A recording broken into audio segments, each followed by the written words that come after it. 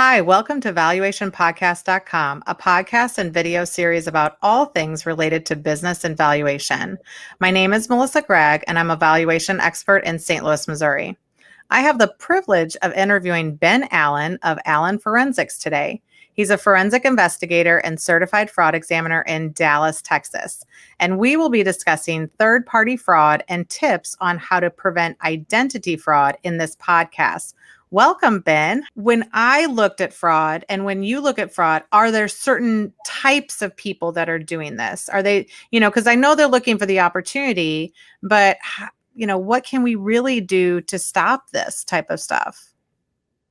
That's a very good question. It's also a tough one to answer. First of all, I would say, let's just take it that anybody can perpetrate fraud. Anybody. I went to Firestone to get my car's, my oil change, and I was in front of the guy.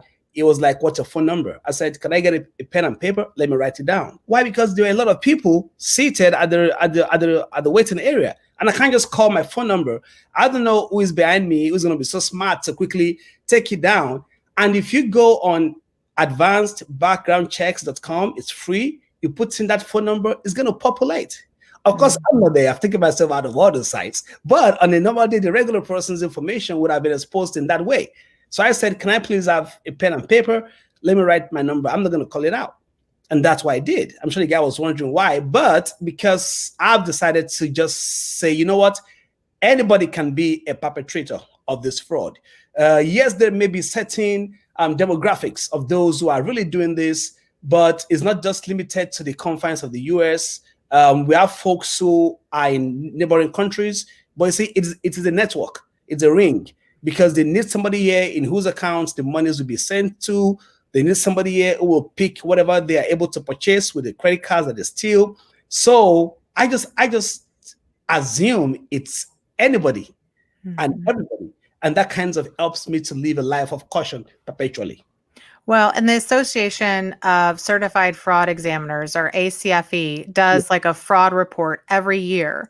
And it's always a high percentage. And of course, I don't know the percentage right now, but probably like 70, 80+% of people who perpetrate fraud get caught, and it's their first time getting caught. So these aren't criminals that have, always been out there. Sometimes it's just like you said, if we go back to that fraud triangle, a part of it is you have the opportunity. So, there's money laying on the ground.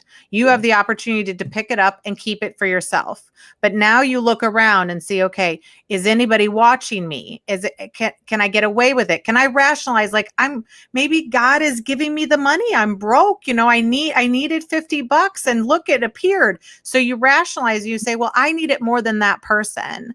And then what's the third one? So that we have the opportunity, the rationalization, and then pressure.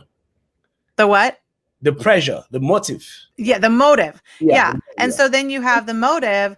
And it's fascinating to me because realistically, all of us, especially in a pandemic or especially in a downturn in the economy, could be right on the edge of being able to rationalize all of this. Like, I need to pay my bills. I need to do something, you have too much money. I work for somebody who has too much money. Like, they won't notice if I take a little, those types of things. I don't think people understand. People think that fraud is perpetrated by criminals.